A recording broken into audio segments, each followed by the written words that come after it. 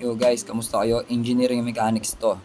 So meron tayong, let's say, ito yung free body diagram or yung mismong day-to-day situation na kung saan meron tayong truss dito, part ng truss, and then meron tayong support dito. So yung support is nilagay natin as FV. So the question is, ilan yung vertical force na kailangan paakyat para ma-maintain yung equilibrium? Kung yung AB from here to here ay mayroong 10 newtons na force pero naka-incline siya at 30 degrees. And then another is gaano naman kalaki yung force na kailangan dito sa A to C para ma-maintain yung equilibrium. Okay? So para ma-solve yan guys, gawa muna tayo ng free body diagram. So tong FV guys, vertical force yan paakyat. Yan, FV. Etong AC guys, aalamin muna natin kung paano yan. So as you can see, itong FV ay paakyat. So itong AB ay kailangan magbigay ng force na pababa. So ibig sabihin, parang ganito direction yan. Yan. So meaning, merong AB na pababa, merong AB na papunta sa left. So from there, magkakaroon tayo ng idea ngayon na itong AB, kapag ginawa natin yan sa free body diagram, kung ito yung horizontal, ito yung AB. Yan. At yung angle dyan from the horizontal ay ayun, yung 30 degrees. Yan. Tandaan nyo guys ha, 30 degrees itong angle. Yan yung AB. Now, by analysis, nalaman natin na yung AB pala ay nagbibigay din ng force na pakaliwa. So, kung pakaliwa yun, ibig sabihin, itong AC guys ay papunta sa kanan. Yan. Yan yung analysis dyan guys. Now, pwede kayong mag-decide kung ano yung gusto nyong unang isolve. Pwedeng yung FV or pwedeng yung AC. So, kapag FV yung una yung isosolve, ito mangyayari guys. FV is equal to, yung AC, wala siyang pakialam doon sa FV kasi nga horizontal force lang yan. So, itong AB, mayroon.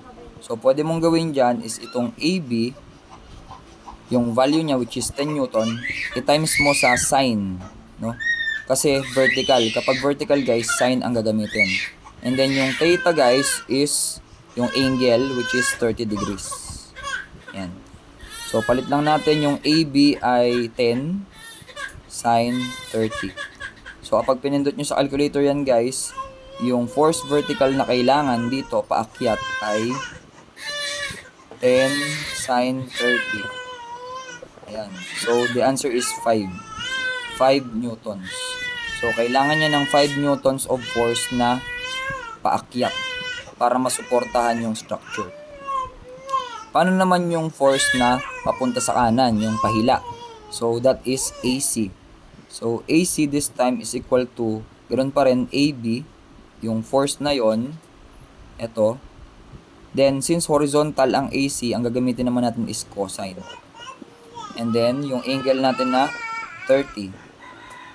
Yan.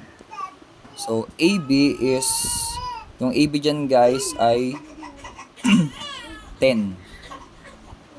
Then cosine 30. So ipindot natin sa calculator. 10 cosine 30. So the answer is 8.66. Ang unit guys ay Newton. Yan guys. So yung mga formula na yan guys, nakuha natin dito sa ating booklet. Yan, mathematics pocket notes. So sa forces guys, pwede nyo tignan yan dito sa,